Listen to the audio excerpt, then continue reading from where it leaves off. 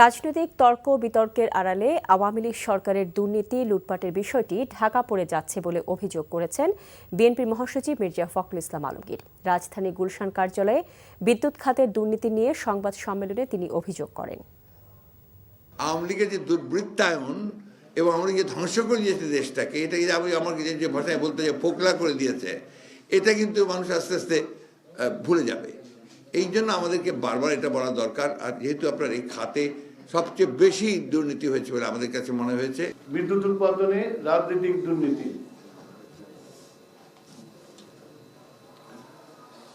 চরম অনিয়ম দুর্নীতির উদাহরণ। বাংলাদেশের বিদ্যুৎ খাতে রাজনৈতিক দুর্নীতি দীর্ঘদিন ধরে চলে আসছে।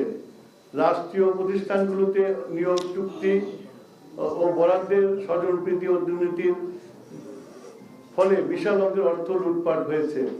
নীল নকশার প্রভাব। আওয়ামী লীগ ফ্যাসিস্ট সরকার নীল নকশার বিদ্যুৎ উৎপাদনে নতুন যাত্রা